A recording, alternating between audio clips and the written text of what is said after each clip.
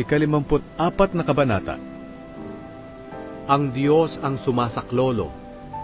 O Diyos, iligtas niyo ako sa pamamagitan ng inyong kapangyarihan at patunayan niyong wala akong kasalanan.